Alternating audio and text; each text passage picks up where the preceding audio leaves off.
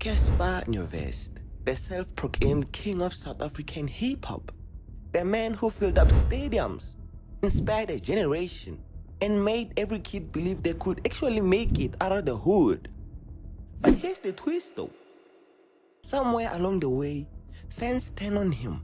Once celebrated as a hero, Cassper started trending more for memes. The commenting, let's say I'm trash, let's say the against the music, let's say the reaction, this nigga's trash. Let's Nataba, Shabaga the views, Shabaga the streams, Shabaga Nyoko, Bunaga beat, Shapana, Lebafana Fela, Lot. Clap bags, and his so-called arrogance done for his music. So, what really happened? Why did Mzansi fall out of love with a man who once carried the entire culture on his back? Well, today we are breaking it all down. Let's rewind. In the early 2010s, Cassper Nyovest was the underdog with a dream bigger than his bank account. Nobody wanted to sign him, so he built himself up from the scratch. Then came with the bangers, Dog Shebeleza, Kusheshe, Titomboweni.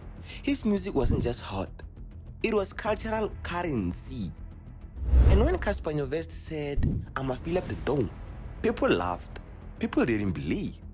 But in 2015, he actually did it. Dance!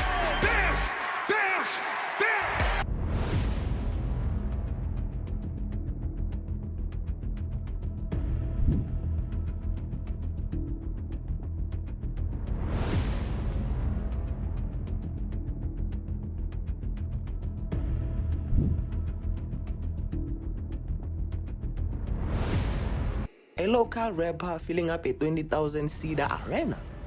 That was unheard of. Overnight, Cassper became a symbol of possibility. He was more than a rapper, he was a movement. But here's the thing about being a movement. They can't run forever on a hype alone. Cassper's greatest strength, his confidence, slowly became his biggest enemy. Fans loved his hustle at first. But when every tweet became about his money, his Bentley, or how he was the greatest, people started to side-eye him. What once felt like a motivation started sounding like an arrogance. And he actually dropped a song called Pardon My Arrogance. Social media, of course, made it worse. Every cocky post became a meme. Every flex became a reminder that maybe, just maybe, Cassper Nyovest was losing touch with the fans that built him up. Then came the music slump. Let's be honest, Cassper still drops hits, but the consistency is not the same. After Tuto, critics argued he focused more on business ventures and beefs than actually perfecting his sound. His album started getting mixed reviews. The younger audience that once saw him as untouchable started flocking to new wave artists.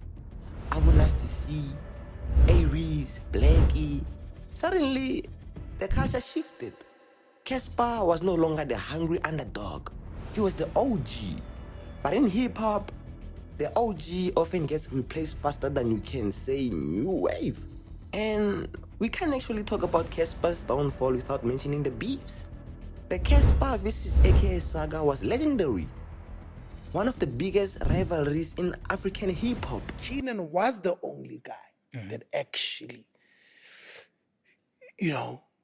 gave me a run for my money. That's the guy who gave me problems. That's the guy who made me second guess myself. That's the guy I used to worry about. That's true. You get what I'm saying? We even spoke about it. I've actually mentioned it, I think, on the last episode. Yeah. When I try to, because I always try to fix things between you guys behind the scenes. And you'd be like, Tito, don't worry about it. It gave Cassper Nyovest momentum. It gave the game energy. But it also boxed him into the corner. You see what I did there? Fans stopped caring about the music and cared more about the drama. You must understand who you are in the room. In some rooms, I'm a nice boy. In some rooms, I'm the boss. In some rooms, I'm the Ntwana. In some rooms, I'm the short collar. In some rooms, I'm a big shot in some rooms. I'm getting shot at. You gotta know, and you gotta play your part when you're in those rooms. A lot of people wanna be Grootmans in a room where they're supposed to be ice boys. A lot of people want to be ice boys in a room where they're supposed to be Grootmans. It doesn't work either way. Even after AKA's tragic passing, people still bring up the beef when they speak about Cassper. Then came the boxing matches. More circus than substance. When being cocky goes wrong.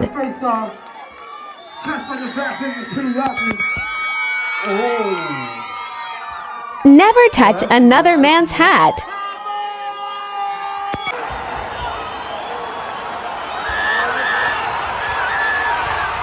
Sure, they trended, but to fans, it looked like Cassper was chasing clout instead of focusing on his craft. And let's be real, when people start treating your music like background noise to your scandals, that's when you've lost the plot. But here's the irony though. While fans clown Cassper for falling off, the man is still making millions. Bileto is moving bottles.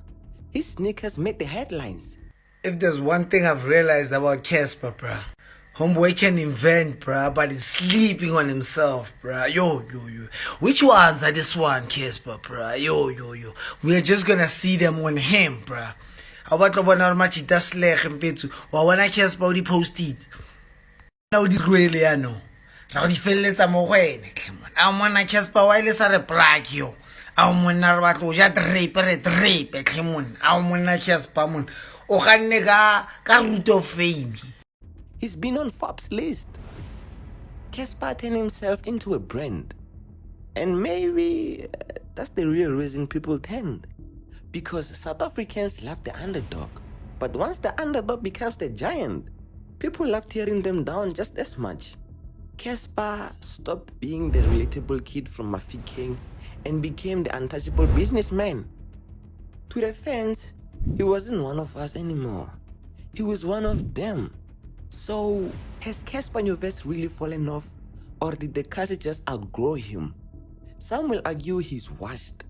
Others will say he's the blueprint. The truth, it's both.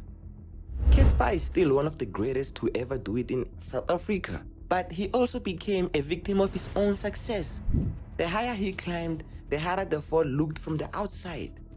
And fans, well, they love a downfall story just as much as the successful one. At the end of the day, Cassper Nyovest doesn't need our validation.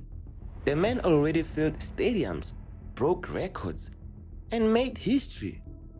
But if there's one lesson here, it's that fame in South Africa is fragile. Today's hero can become tomorrow's punchline. And Cassper Nyovest, he lived both sides.